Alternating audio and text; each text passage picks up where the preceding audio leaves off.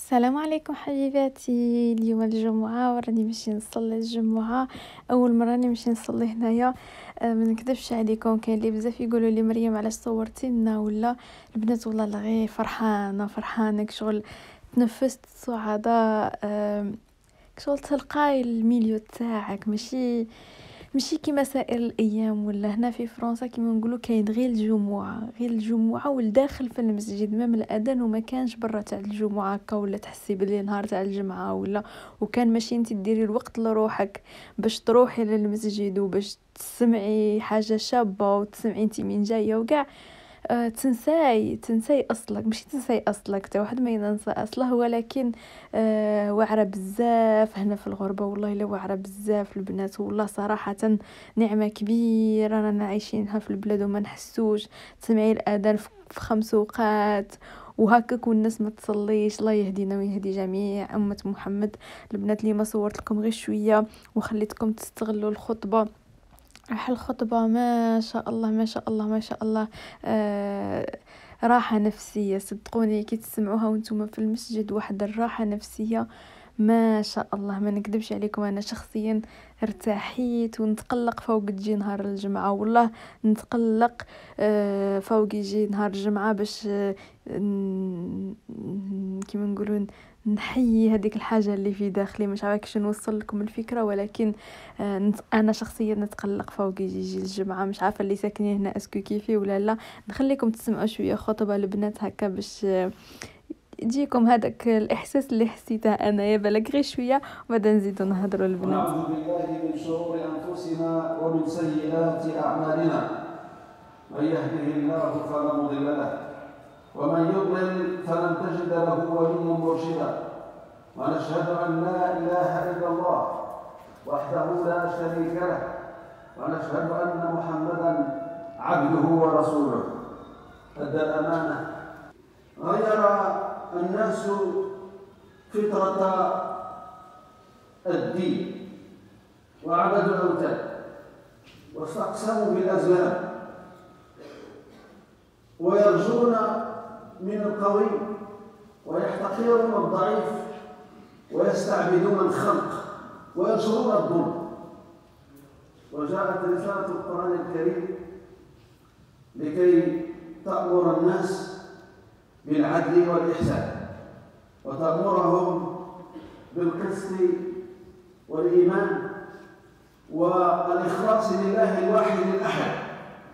كانت هذه الرسالة رسالة شاملة لجميع مناحي الحياة، ولذلك بلغ هذا الدين الآفاق في ظرف وجيز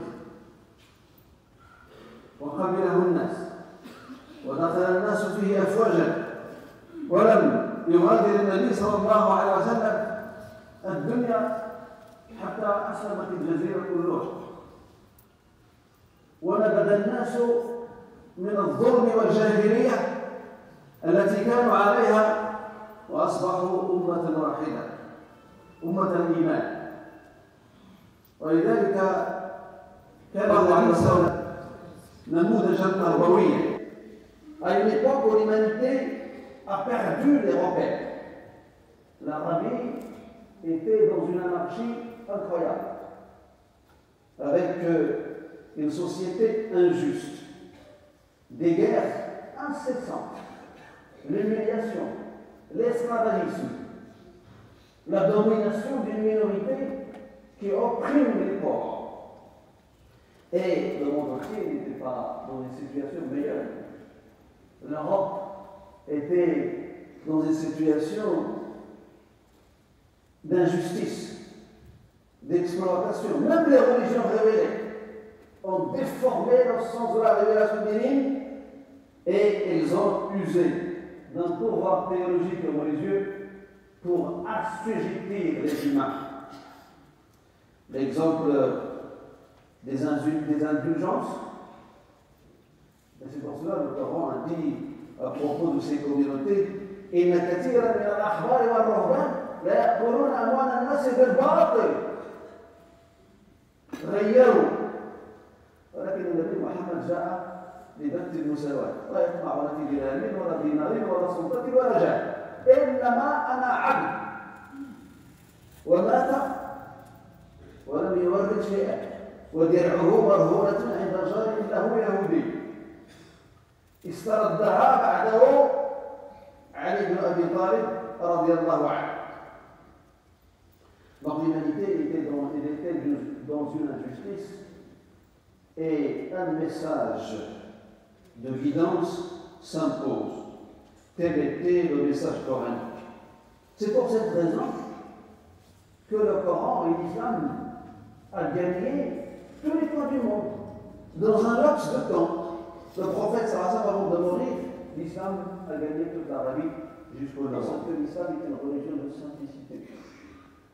Dans le cadre de l'intérêt de l'humanité, parce que l'islam a été révélé, le Coran a été révélé pour l'intérêt de l'humain.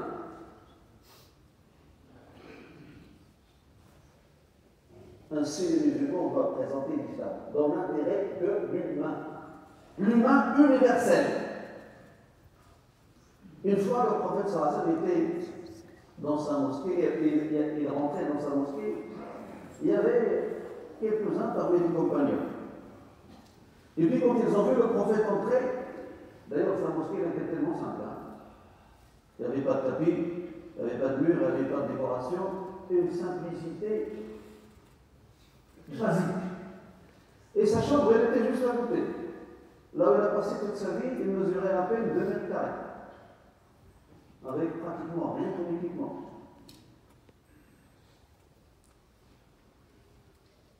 Vous imaginez, situation d'un guide, d'un maître, d'un prophète. 2 mètres carrés.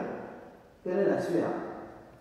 وحينما يقوم الليل أنه يقوم الثلثين الوقت في الليل، وعائشة تنام أمامه، وحينما أراد السجود ينغزها لكي تجمع رجليها لكي يسجد.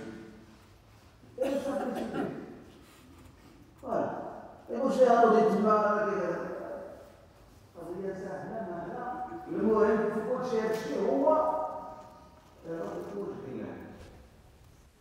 فوالا البنات، خليتكم شويه سمعتوا معايا شويه خطبه، من بعد صلينا، من بعد خرجنا البنات، واحد الراحه يا البنات. الحمد لله على نعمه الاسلام، الحمد لله يا ربي، الله يثبتنا على صلاتنا والله يقبلها منا ان شاء الله، باسكو ماشي كاع اللي يصليو ربي يقبل منهم، الله يجعل ربي يقبل منا صلاتنا يا ربي. وواحد الاحساس بنات كي نكونوا خارجين شتو كاع خلق محمد شناوة، لي زافريكان، خوتنا المغاربه، التوانسه، المصريين، كل شيء. شوفوا البنات، تشوفوا كاع الاجناس كيما ماما كتحكي لي على مكه، حسيت هذيك وجاني الشوق. يا ربي توصلنا لكاش عمره انا وكاع اللي تقول امين في هذا الفيديو، كتبوا لي كاع امين في الكومونتير اللي راه في خاطرها عمره، وان شاء الله ربي يوصلنا. البنات تشوفوا كاع الشعوب كاع يسجدوا مره واحده، كاع يطلعوا مره واحده، ما شاء الله. هكا نكون وصلت لافان تاع الفيديو. نخليكم على خير البنات، وان شاء الله نتلاقاو في ساعه الخير. كتبوا لي اسكو عجبكم هذا الفيديو ولا ما عجبكمش، فوت لكم غير سويعه من نهاري في يوم الجمعه. الله يتقبل منا ومنكم، تهلاو في لسانكم، بيزو بيزو، باي باي.